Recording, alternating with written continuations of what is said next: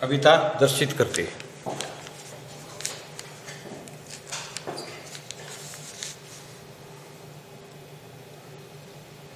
राजस्थान की कामधेनु चंबल नदी का प्राचीन नाम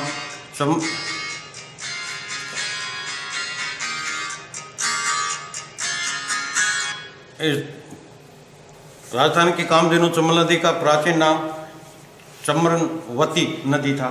डॉक्टर साहब मैं बाद में बात कर रहा हूँ, क्लास ले रहा हूँ, क्लास है।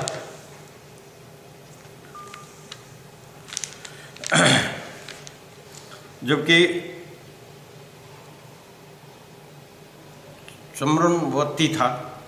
चरणवती है। इस नदी का उद्गम स्थान विंध्याचल पर्वत है। ये मध्य प्रदेश के मऊ छावनी से लगभग 14.5 किलोमीटर दक्षिण से निकलती है। इसका उद्गम स्थान लगभग 850 मीटर की ऊंचाई पर है। उल्लेखनीय है कि भारत में चंबल नदी ही एक ऐसी नदी है जो दक्षिण से उत्तरी ओर प्रवाहित होती है। चंबल नदी की कुल लंबाई 1045 किलोमीटर है। इनमें से केवल 315 किलोमीटर दूर मध्य प्रदेश से प्रवाहित होती है। इसके बाद राजस्थान में कोटा डिवीजन चौरासीगढ़ के निकट प्रवेश करती है। ये मध्य प्रदेश में ग्वालियर, इंदौर, सीतामाऊ के निकट बहती हुई राजस्थान में प्रवेश करती है। राजस्थान प्रवेश के स्थान में आर्थिक चौरासीगढ़ के निकट इस नदी का तल लगभग 915 मीटर है। यहाँ से लगभग 5 किलोमीटर दूर चूलिया का जल प्रवाह है। यहाँ से लगभग 112 किलोमीटर का मार्ग गहरी पथरीली तथा संकुड़ी घाटी है। यहाँ से नदी उत्तर पूर्वी ओर बहती है। पहले कोटा और बूंदी के बीच सीमा बनाती है। उसके आगे चलकर कुछ दूर तक राजस्थान मध्य प्रदेश की सीमा पर प्रवाहित होती है। यहीं पर पार्वती की काली सिंध नदियाँ आकर चंबल में गिरती हैं। आगे चलकर उत्तर प्रदेश में प्रवेश करती है और इटावा के दक्षिण पूर्व में 40 किलोमीटर की दूरी पर यमुना नदी में मिल जाती है। वर्षा ऋतु में तो इस नदी में पर्याप्त पानी रहता है, किंतु गर्मी में पानी की मात्रा बहुत कम हो जाती है और जल की एक क्षीण रेखा की भांति दिखाई देती है। इन नदी का कोटा के निकट बांध बनाए गए हैं। चंबल की प्रमुख सहायक नदियां बनास, काली सिंध एवं पार्वती। बनास नदी मेवाड़ के मैदानों के बीच में होकर बहती है। इसकी मुख्य सहायक नदियां बेड़च, कोठियारी, खारी, धुंध तथा मोरल है। बनास नदी ककरौली और नाथद्वार के मध्य स्थित अपवा क्षेत्र में निकलती है। अपवा क्षेत्र से निकलती है और पूर्व और मंडलगढ़ तक बहती है। आगे उत्तर पूर्व की ओर टोंक तक बहती है, जहाँ पर वह पुनः पूर्व की ओर मुड़ती है और अंत में यह नदी समकोण पर मिलती है और चंबल नदी से मिलने के लिए दक्षिण में बहती जाती है। इस नदी के उत्तर क्षेत्र में पहाड़ी है।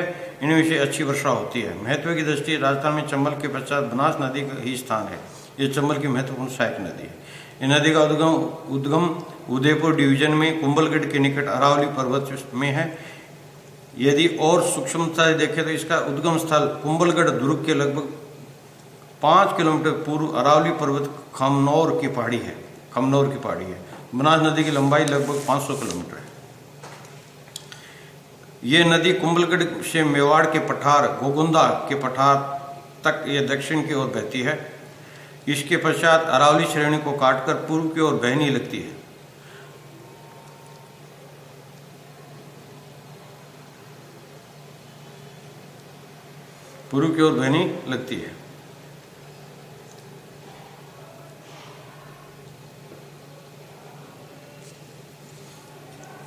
नाथद्वारा व राजसमंद के निकट से होती हुई सवाई माधोपुर और कोटा की सीमा के निकट चंबल नदी में मिल जाती है।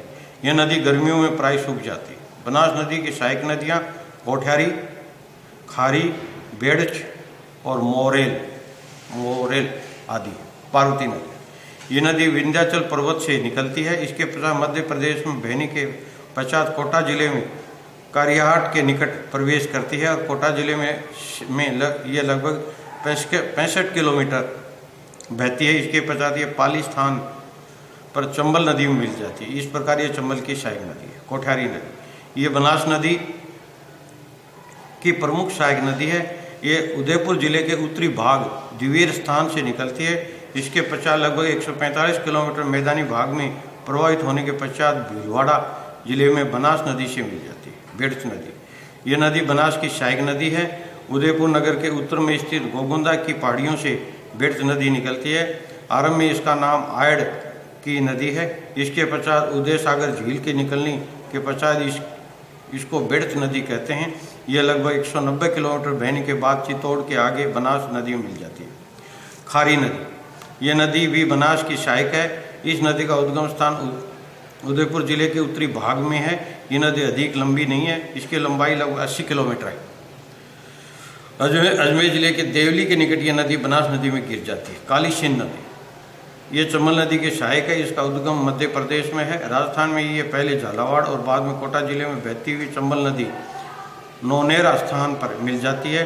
परवन नदी एवं आहा नदी इसकी प्रमुख सहायक नदियाँ हैं। बाणगंगा, ये नदी जयपुर जिले में बेराट की पहाड़ियों से निकलती है। इस नदी की लंबाई 380 किलोमीटर है। यह नदी पूर्व की ओर बहती हुई भरतपुर में प्रवेश करती है।